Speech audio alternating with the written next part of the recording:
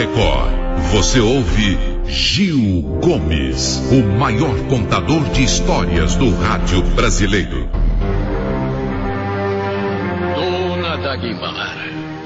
Dona Dagmar, 38 anos de vida, ela estava revoltada, indignada, revoltada, indignada com a vida. Que maré! Tudo estava dando errado.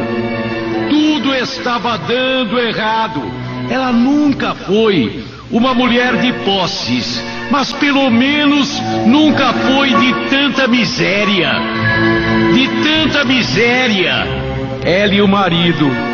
Ela e seu marido Jurandir sempre tiveram um padrão de vida médio, pobre mas médio. Comida na mesa, contas pagas, pelo menos atrasava um pouquinho, mas dava para pagar.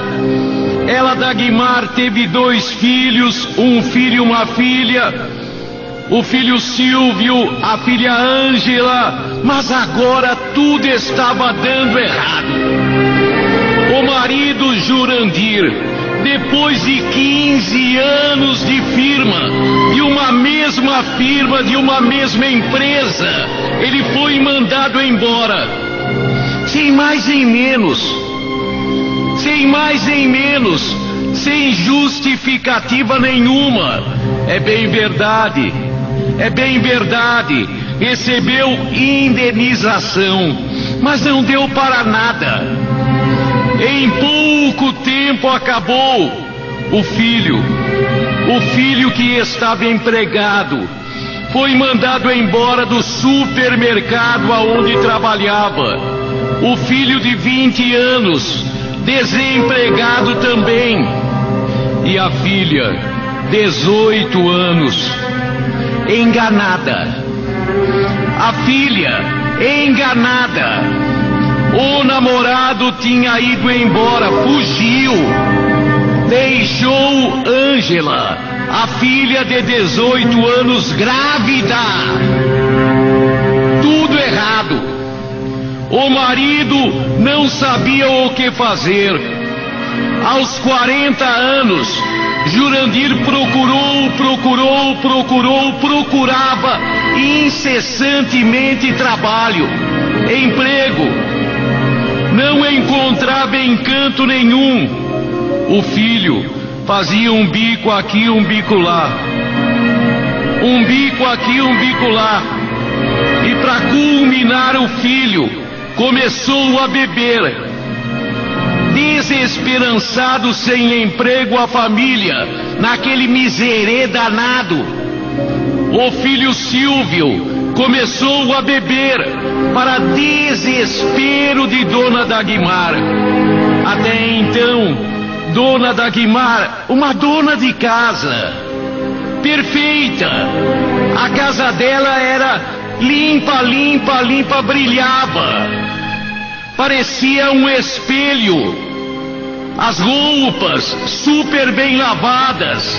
Agora a luz ia ser cortada. Dona Dagmar, religiosa, sempre foi uma mulher de muita fé. Sempre foi uma mulher frequentadora de igreja, frequentadora assídua. Agora, no entanto, Dona Dagmar, ela estava revoltada. De que adiantava ser boa? De que adiantava agir corretamente?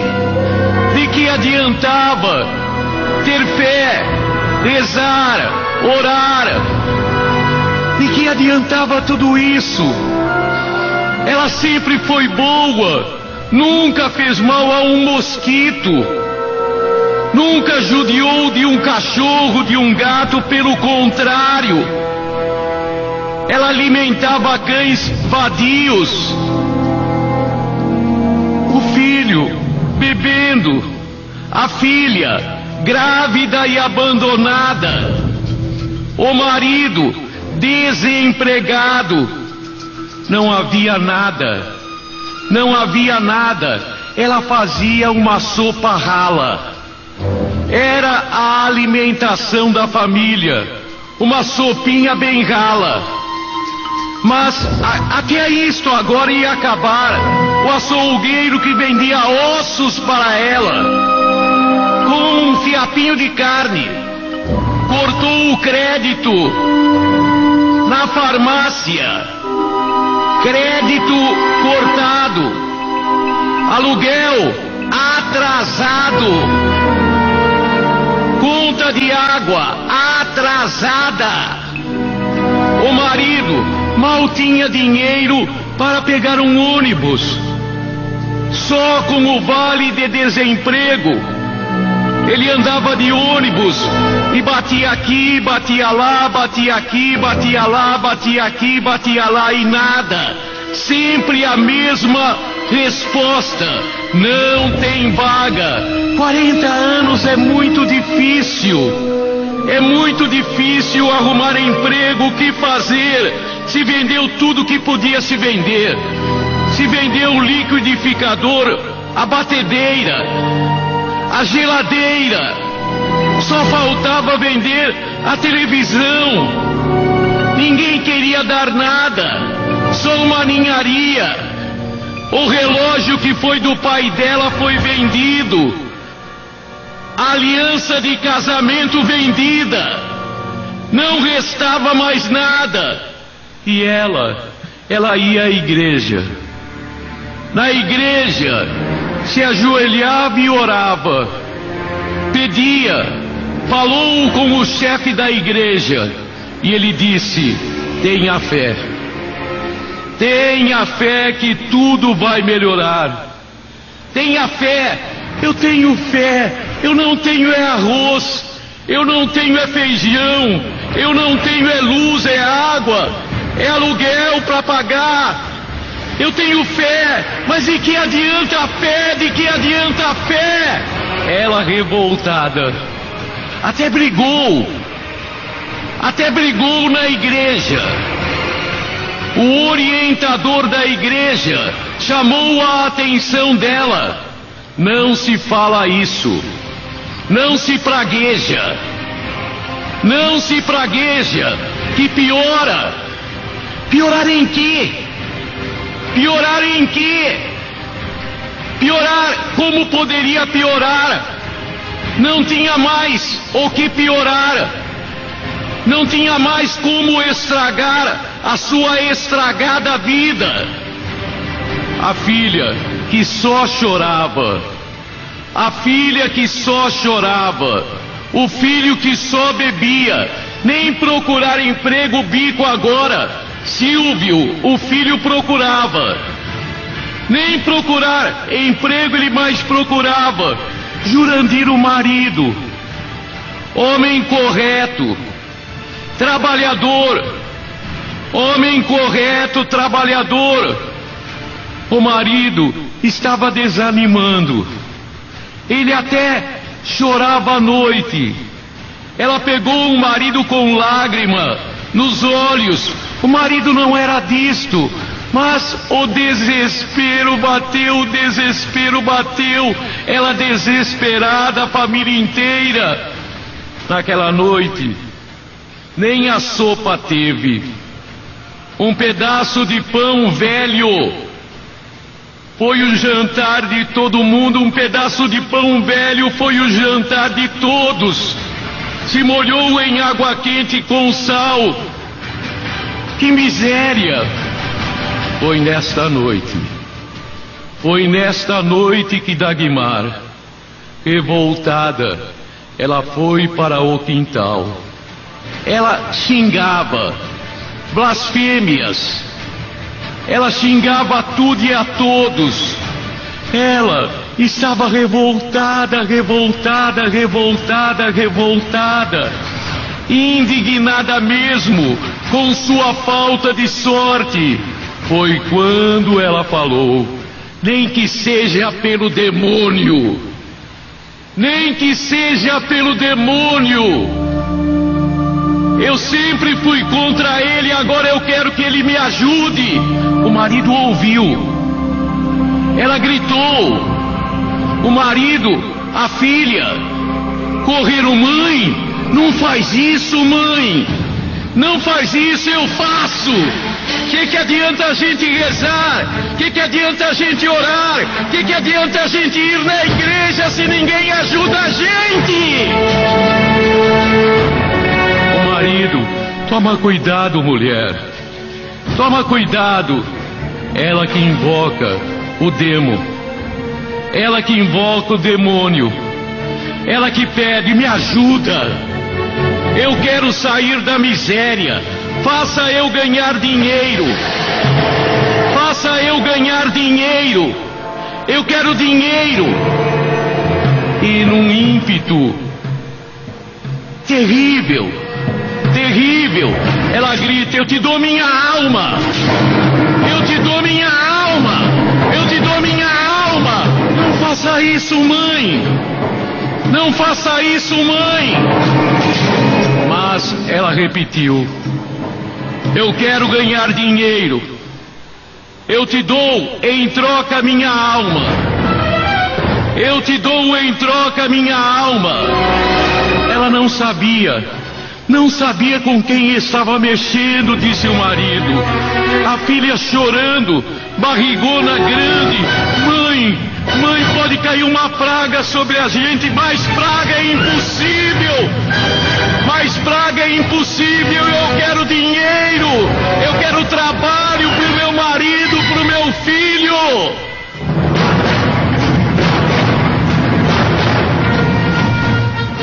Ela começou a chorar. Ficou ajoelhada: eu não quero falar com ninguém. Eu não quero falar com ninguém. O marido: entra, filha.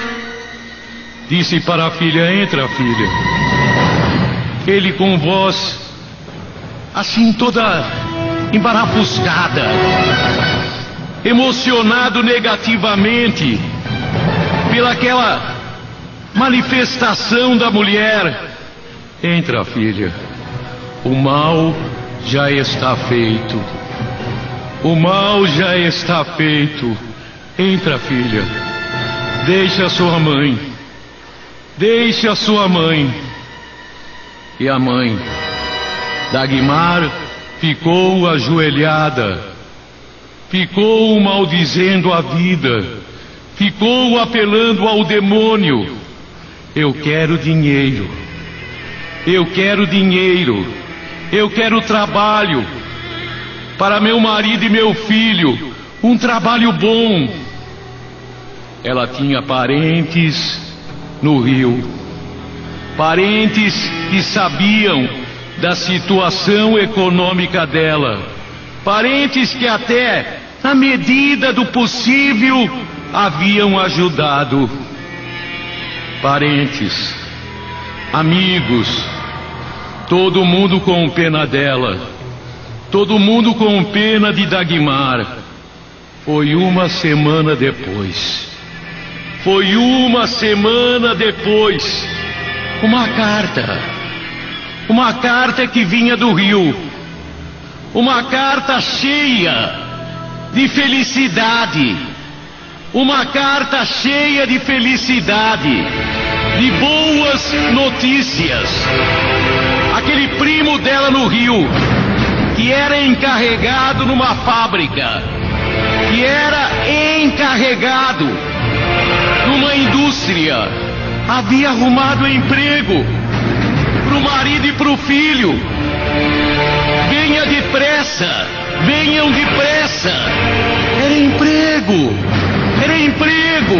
Ela iria mudar para o Rio, mas não importava. Rio, São Paulo, Bahia, não importa. Ela pagaria as contas. Obrigado, Demo, ela disse.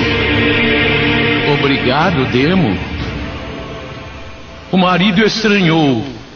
O filho: eu rezei a vida inteira, mas bastou uma semana para ele me atender. Ela estava doida. Mas o marido chamou a atenção dela e não disse mais nada. O filho: ô mãe, não fala assim, mãe. Não fala assim. Eles precisavam ir para o rio imediatamente. Arrumaram uma pequena mala, o filho e o pai. Ela iria ficar com a filha até que tudo se ajeitasse. O pai e o filho vão para a rodoviária e pegam aquele ônibus. Emprego, emprego, emprego, dinheiro. Emprego, emprego, emprego, dinheiro. A notícia chegou de madrugada.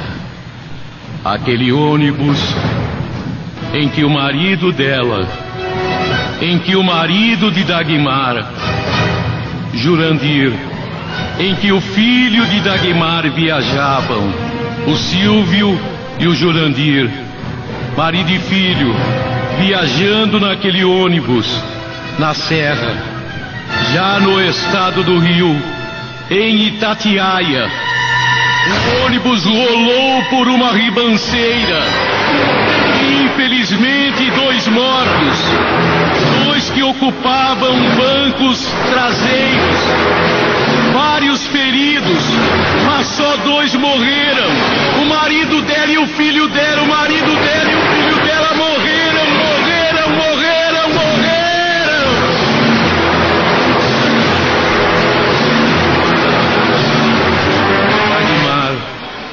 Dagmar, desesperada.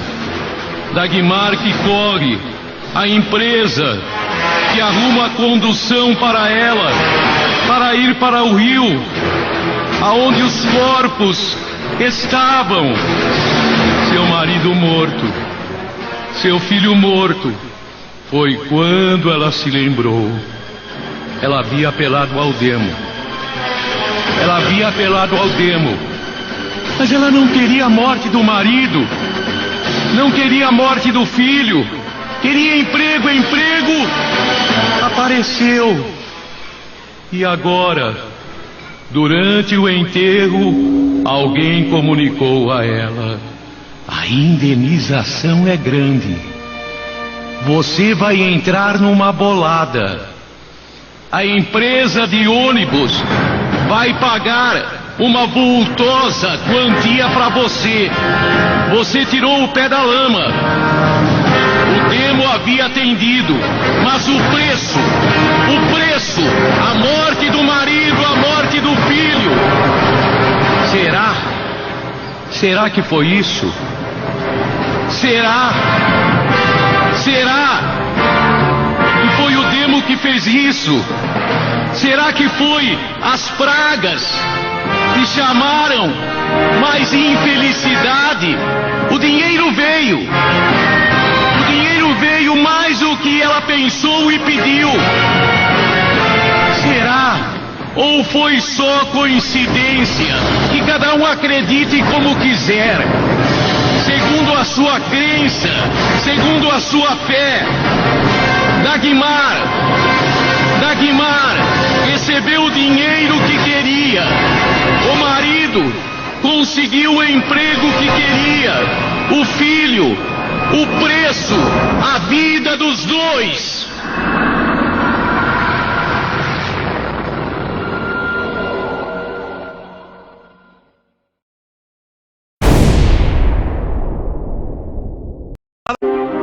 Na Record, você ouve Gil Gomes, o maior contador de histórias do rádio brasileiro.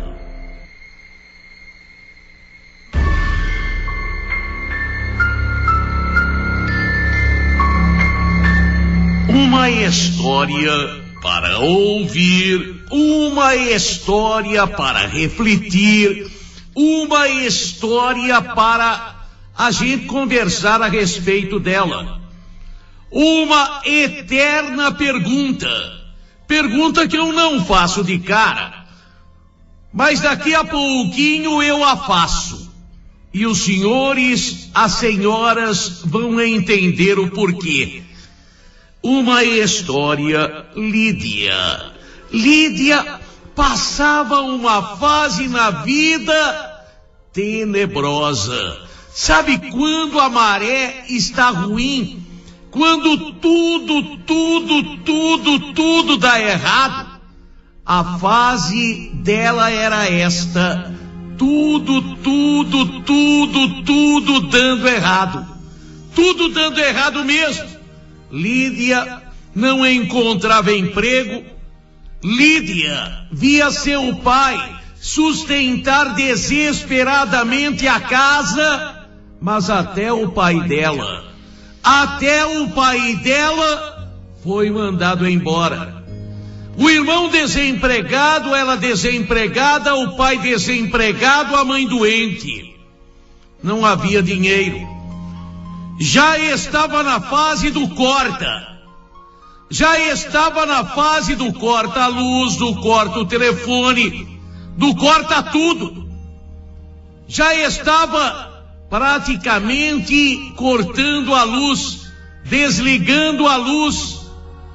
E por mais que ela fizesse, e por mais que ela procurasse, moça bonita, não era um modelo de beleza mais bonita, por mais que ela tentasse, não conseguia absolutamente nada. Foi num dia, num final de tarde. Foi num dia, num final de tarde, que o pai desandou a chorar. Quando chegou em casa e viu que não tinha nada para comer, que o remédio da mulher doente havia terminado, o pai, homem de seus 45, 46 anos, começou a chorar. Começou a chorar. E sem saber o que fazer, Lídia, para não chorar ao lado do pai, foi até o portão. E ali Lídia chorava também. Foi quando passou aquele vizinho. Foi quando passou o Gustavo. Lídia nem percebeu, nem viu que o vizinho estava passando. Ela chorava, o coração ferido, magoado. Gustavo parou. Aconteceu alguma coisa? Ele pergunta: aconteceu alguma coisa? Lídia: não. Mas por que você está chorando? Não aconteceu. Aconteceu, fala para mim. E Lídia começa a contar a situação. Gustavo era um rapaz novo também, trabalhador, pobre.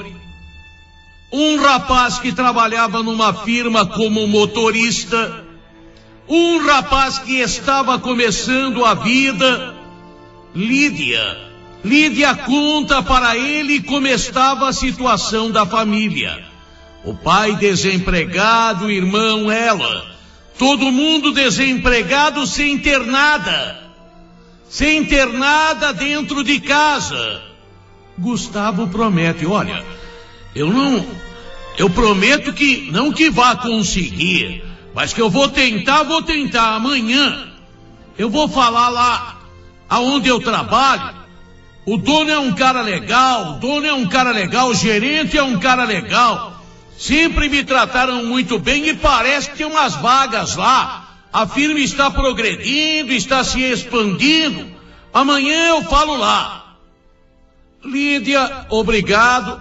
Sabe, parecia assim, aquele encontro casual que terminaria por ali. Quanta gente havia prometido: eu vou ver. Quanta gente havia falado: eu vou tentar. Gustavo era mais um. Mas surpreendentemente, no dia seguinte, na hora do almoço, Gustavo bate na porta da casa de Lídia e diz a ela: olha, fala pro seu pai passar lá. Fala pro seu pai passar lá, porque tem uma vaga de porteiro e eu falei do seu pai e eles parecem. Fala para ele passar já com documento e tudo. E para você tô arrumando também. Que maravilha. O vizinho Gustavo arrumou o mesmo. Havia arrumado emprego para o pai dela. O pai dela foi, gostaram dele e o pai começou a trabalhar. Como o Gustavo havia contado como estava a situação, fizeram até um adiantamento para o pai de Lídia. Na semana seguinte, Lídia estava empregada também, operadora de máquinas. Lídia estava empregada e tudo graças a Gustavo. Gustavo trabalhava na mesma firma, nasceu a amizade, eram vizinhos, mas não havia assim uma amizade. Aliás, a amizade nem teve. Teve namoro. O namoro de Lídia com Gustavo. Gustavo era um cara legal. Gustavo era um rapaz trabalhador, simples, modesto, até meio tímido. Sabe a pessoa que não gosta de aparecer? A pessoa que até se esconde. Ele era assim. A família de Lídia o adorava. O pai dela, que ele arrumou um emprego para ele, tinha adoração por Gustavo. A mãe, nossa, tudo começou a correr bem. Tava todo mundo desempregado, de repente empregados. Em outro lugar, o namoro Gustavo e Lídia, um namoro que foi de vento em popa, um namoro que foi rápido. Em um ano eles estavam casados. Foi um casamento simples. Não o dono da firma, o gerente. O gerente Celso foi o padrinho de casamento. Tudo corria muito bem, corria bem. Não. Depois de uns meses do casamento, começou a acontecer um fato. O gerente da firma, o homem que realmente mandava ali, o dono, era um homem mais velho que ia lá só para pegar os lucros, para dar determinadas ordens. Mas quem mandava na realidade na firma, e era uma firma relativamente grande, era Celso, o que foi padrinho de casamento do casal Lídia e Gustavo. O que não estava dando certo? O que é que não estava dando certo? De repente, Celso, ele já tinha fama. Celso, o gerente, já tinha fama de mulherengo.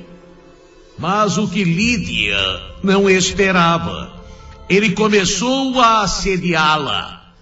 Ele começou com conversinha mole para o lado dela.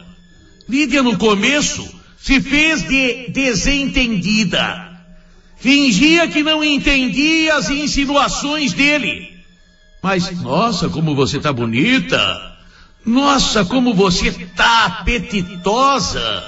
Nossa, ô Lídia, você casou, tá, desculpe falar, mas tá gostosa.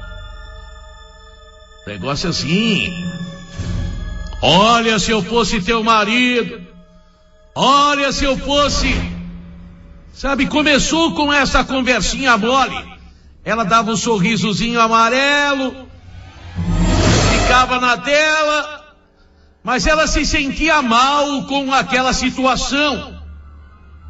Um ano e pouco depois, a situação se complica. O gerente parecia uma promoção, mas Lídia não gostou daquilo. Ela saiu da área industrial, foi para o escritório secretariar.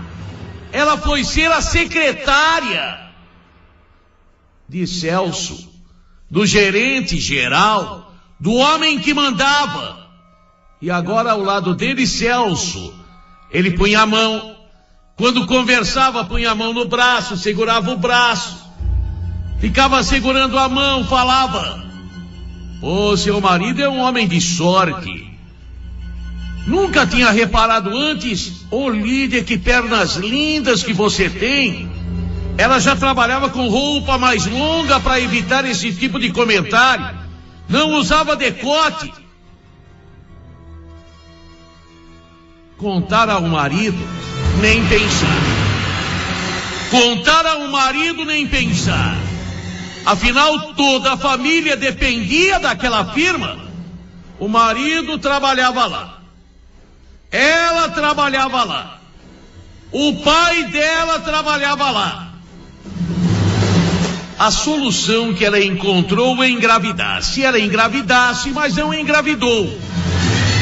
Não evitava, mas não engravidou. Celso aproveitava os momentos de folga para... Você não quer ter filhos, Lídia? Você e seu marido já estão casados há quase 2 anos e nada. Se fosse comigo... Nossa, Lídia, eu tenho uma tara por você. Ele começou a cantar mais descaradamente.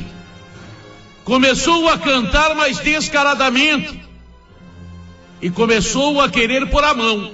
Não no ombro, não no braço, não na mão. Começou a querer ter intimidades. Lídia, educadamente, saía fora. Lídia ficava sem saber o que fazer. O certo era ela contar ao marido, mas se contasse.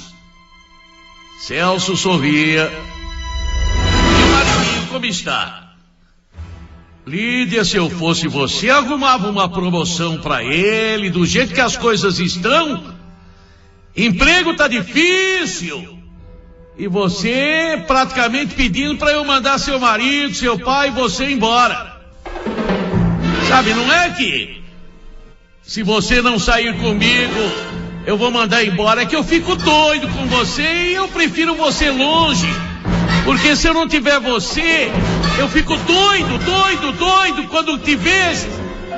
Seria melhor que você não trabalhasse aqui, que seu marido não trabalhasse aqui, que seu pai assim não me lembraria toda hora de você. Chantagem. Chantagem vil. Chantagem de uma mediocridade total. Chantagem. Chantagem. Chantagem mesmo. Fazer o quê? Não, ela não ia ceder, adorava o marido. Amava Gustavo como o único homem deste mundo. Não iria ceder aos intentos, às sem-vergonhices, às palavras até chulas que Celso dizia para ela, mas não dizendo, não contando ao marido e não traindo. Celso ficava cada dia mais, a cada dia ele ficava pior. Ele ficava cada dia mais ousado. Ele ficava cada dia mais sem vergonha pro lado dela. Nossa, se eu te pego hoje, sabe o que eu ia fazer? E começa a falar, desculpe, e ela fica vermelha, amarela, azul, branca, sem saber o que fazer. A vontade era dar um tapa na cara dele. Mas aí ela pensa, e meu pai? E meu emprego, e o emprego do meu marido? No dia em que ela estava sentada e ele veio por trás e beijou o pescoço dela, ela sentiu um ódio. Não faz isso. Por quê? Vai me dizer que você não gosta? Vai me dizer que aquele fedido do teu marido é melhor do que eu? E segurando, ele tenta pegar por baixo da blusa dela. Não faz isso, pelo amor de Deus, não faz isso. Eu vou contar pro meu marido. Ah, conta, querida. Conta pro seu maridinho, conta que o Celcinho aqui tá querendo você, que tem loucura por você. Conta pro seu maridinho pra ele vir falar comigo. Manda ele embora. E aquele velho incompetente do seu pai tá aqui, você pensa por quê? Porque eu tenho tara por você. Porque eu sei que mais dia menos dia você vai ser minha. Porque eu sei que você quer isto. Você só tem sido fiel a seu marido porque você foi criada assim, mas eu acho que no íntimo. Conta uma coisinha pra mim, queridinha.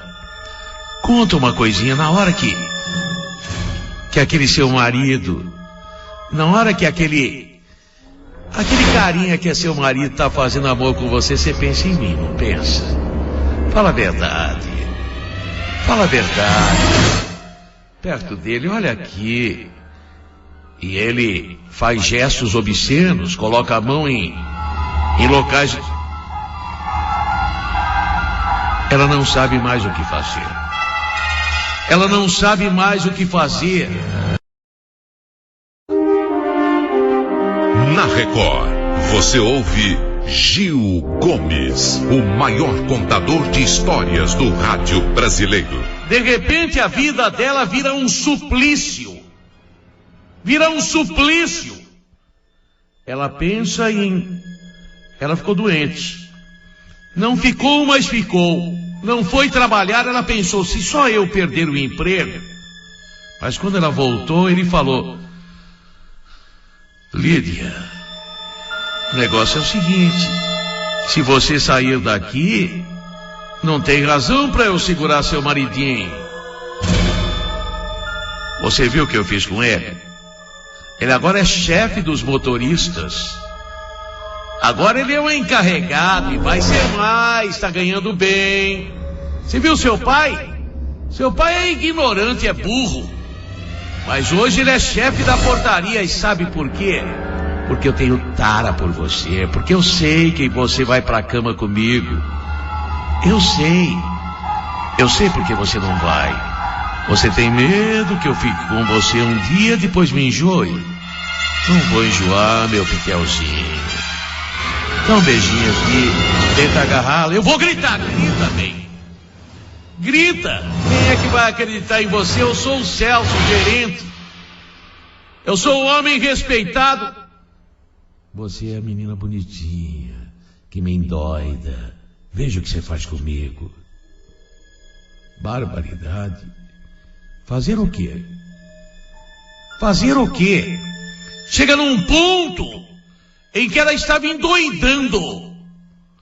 Ela estava endoidando. Chegou num ponto que um dia ela estava com o marido, naqueles momentos, e de repente ela viu a figura, o marido parecia o Celso, ela, para! O marido nem entendeu. Que foi? Aí ela inventa uma desculpa qualquer. Estava difícil. O assédio era terrível. E agora ele não respeitava, vinha, passava a mão. Como a dizer, vai contar para o seu marido, não contou é porque quer.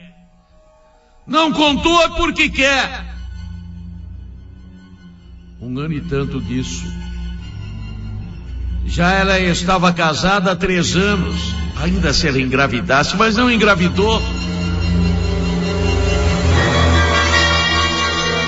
Foi num final de tarde. Foi num final de tarde na véspera de um feriado. O expediente se estendeu um pouco até mais tarde. Um pouquinho até mais tarde. Foi quando ele tentou agarrá-la à força. Tentou agarrá-la à força. Ela resistiu, mas ele ainda não chegou aos finalmente, mas quase. Mas quase. Lídia decidiu não dava mais. Aquilo não era vida.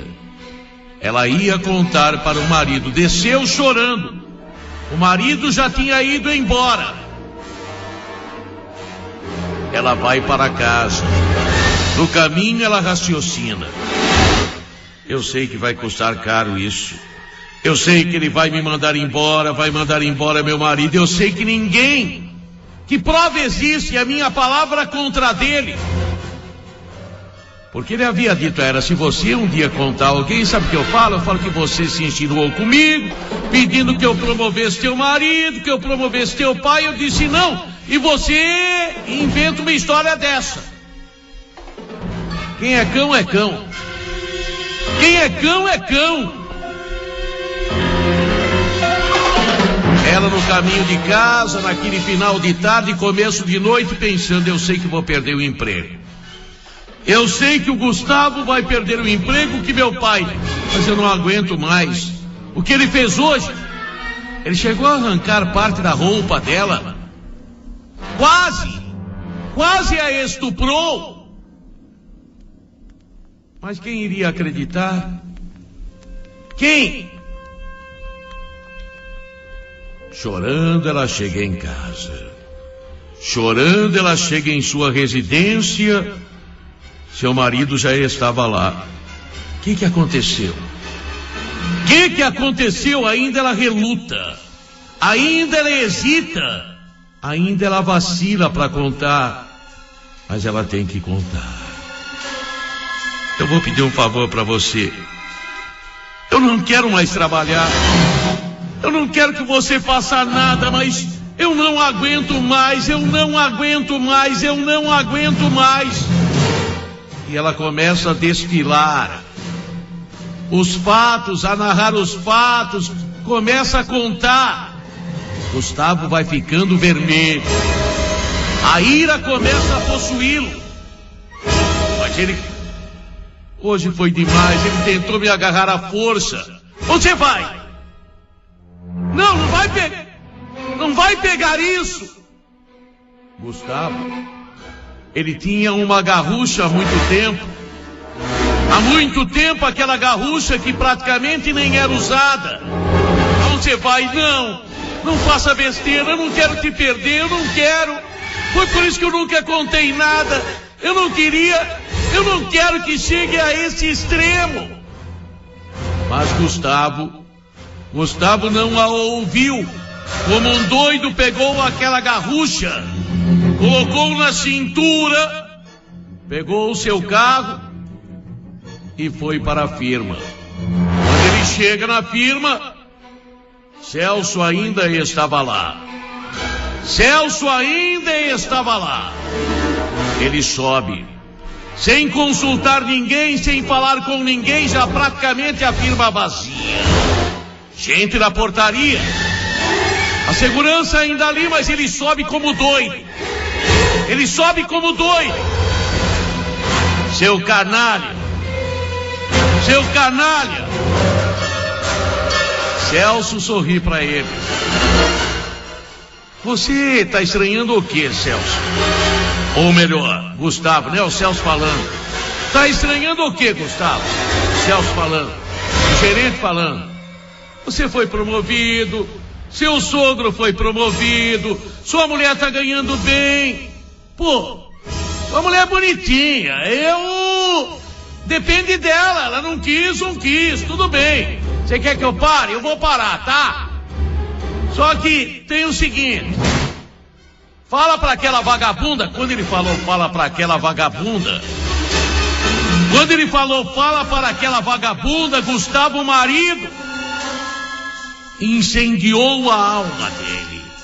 O coração que já estava transbordante de ódio fica como veneno puro. Ele saca daquela garrucha e aponta para o gerente. Você vai morrer. Ah, eu vou morrer, tudo bem? Vai fazer o quê? Você vai falar pro mundo o quê? E sem que Gustavo se apercebesse, Celso vai caminhando para o lado dele. Você vai falar pro mundo que eu tentei com a sua mulher. Quem é que vai acreditar? Sem que Gustavo esperasse, Celso se aproximou, pulou em cima dele e os dois começaram a lutar. A garrucha disparou. O tiro pegou o Gustavo, marido. A bala que pega bem no coração. Celso chama a segurança. Celso chama a segurança e conta a história. Ele chegou que nem doido aqui. Eu sei o que aconteceu. Essa vagabunda da mulher dele fica se esfregando em mim, mas eu sou um homem casado. Disse a ela que não queria, ela inventou pro marido.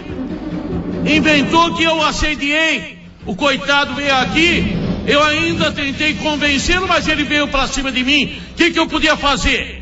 Lutei com ele e a garrucha disparou. Chama a polícia.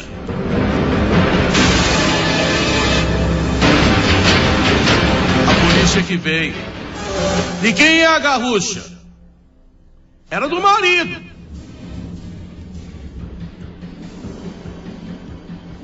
Resumo da história. Final da história. Gustavo, evidentemente morreu, bala no coração, vai. Morreu instantaneamente. Celso, legítima defesa. Não só assinou nada de flagrante, coisa nenhuma. Todos os funcionários foram depor, não só na polícia como na justiça. Não, o seu Celso é um homem direito.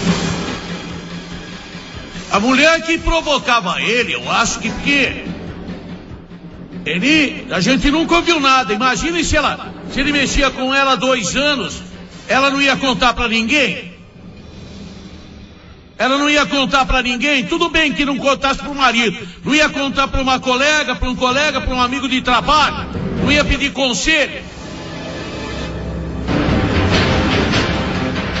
Lídia ficou viúva, perdeu o emprego, justa causa. Pai dela mandado embora, incompatibilidade.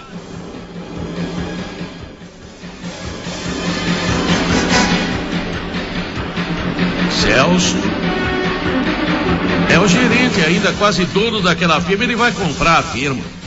Ele manda em tudo, tem uma bela secretária. Se ele mexe com ela, como é que eu vou saber? Lídia, não posso falar onde a conheci, mas trabalha na limpeza de um determinado local, terceirizado local. Seu pai é um homem doente, agora sua mãe já faleceu. Do marido ela só tem lembranças e não quer saber de mais ninguém. O ódio que ela tem de Celso. Como ela diz, não contei. Quando fui contar, provoquei a tragédia. O canalha passou como bonzinho, eu passei como vagabunda. E a pergunta que eu me faço, eu deveria ter contado? Deveria ter contado antes? Mas todo mundo, eu pensei na situação econômica de todo mundo. Pensei naquela época, minha mãe doente, meu pai é empregado, ia perder meu marido. Pensei que conseguiria contornar o problema. Como toda mulher, pensei que era mais um assédio e ia ficar naquilo. Quando chegou no ponto que ficou, quando chegou no ponto que chegou, eu tomei providências e deu no que deu.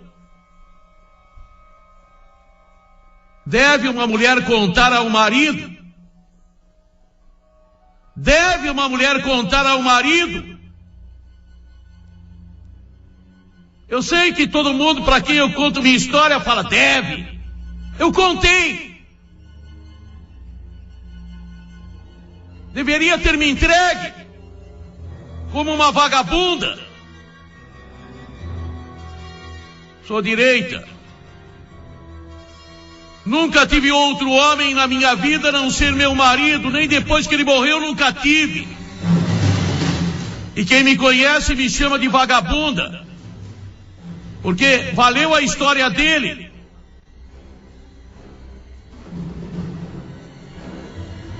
Deve ou não deve uma mulher? Deve.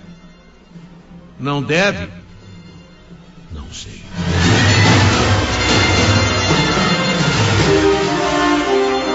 Na Record, você ouve Gil Gomes, o maior contador de história.